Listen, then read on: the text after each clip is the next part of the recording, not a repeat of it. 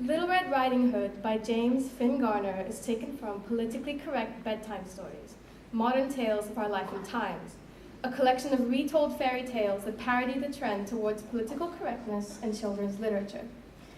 In this extract, the author satirizes issues such as workers' rights, gender politics, and environmental activism.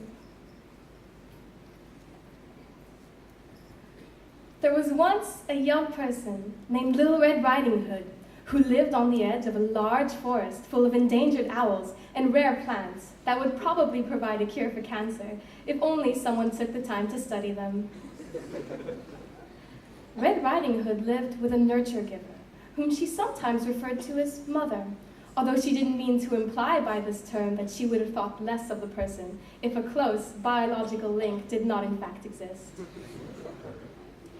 One day, her mother asked her to take a basket of organically grown fruit and mineral water to her grandmother's house. But Mother, won't this be stealing work from the unionized people who have struggled for years to earn the right to carry all packages between various people in the woods? Red Riding Hood's mother assured her that she had called the union boss and gotten a special, compassionate mission exemption form. But Mother, aren't you oppressing me by asking me to do this? Red Riding Hood's mother pointed out that it was impossible for women to oppress each other, since all women were equally oppressed. Until all women were free. But Mother, then shouldn't you have my brother carry the basket, since he's an oppressor and should learn what it's like to be oppressed? And Red Riding Hood's mother explained that her brother was attending a special rally for animals' rights. And besides, this wasn't stereotypical women's work, but an empowering deed that would help engender a feeling of community. Thus, Red Riding Hood felt that she could get behind the idea of delivering the basket, and so she set off. Many people believed that the forest was a foreboding and dangerous place. But Red Riding Hood knew that this was an irrational fear, based on cultural paradigms instilled by a patriarchal society that regarded the natural world as an exploitable resource, and hence believed that natural predators were in fact intolerable competitors. On her way to Grandma's house, Red Riding Hood passed a woodchopper and wandered off the path to examine some flowers. She was startled to find herself standing before a wolf who had asked her what was in her basket. Red Riding Hood's teacher had warned her never to talk to strangers, but she was confident in taking control of her own budding sexuality and chose to dialogue with the wolf. She replied, I am taking my grandmother some healthful snacks in a gesture of solidarity.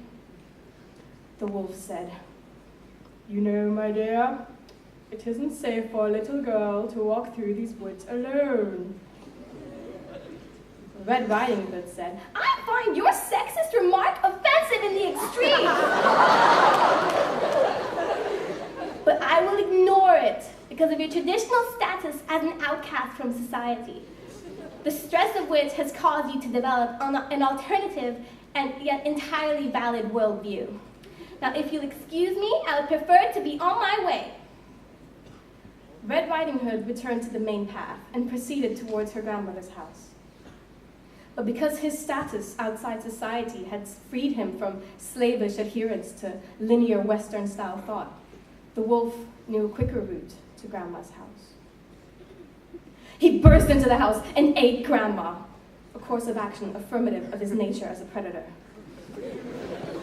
Then, unhampered by rigid traditionalist gender role notions, he put on Grandma's night clothes, crawled under the bedclothes, and awaited developments.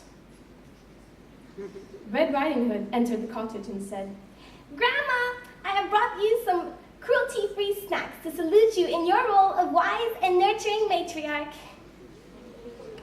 The wolf said softly, "Come closer, child, so that I might see you."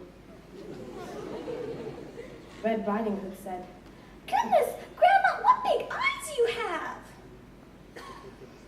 "You forget that I'm optically challenged."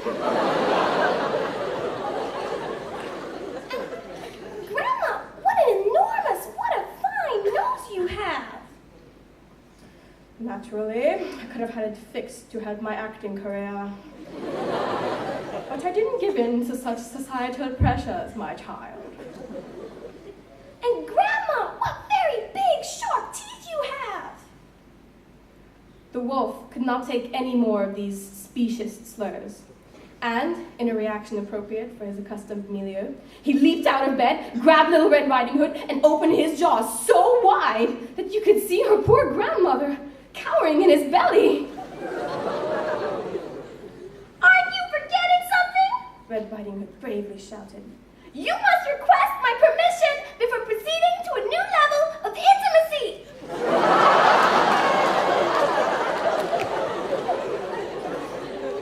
The wolf was so startled by this statement that he loosened his grasp on her.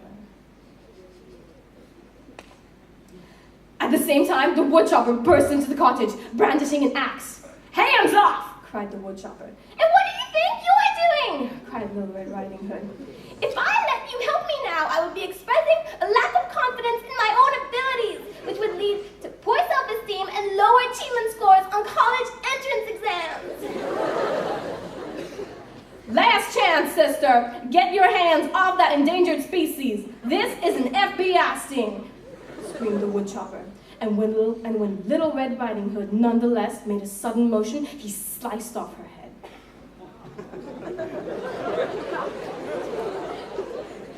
"Thank goodness you got here in time," said the wolf. "The brat and her grandmother lured me in here. I thought I was a goner." "No, I think I'm the real victim here," said the woodchopper. "I've been dealing with my anger ever since I saw her picking those protected flowers earlier. Now I'm gonna have such a trauma. Do you have any aspirin?" "Sure," said the wolf. "Thanks."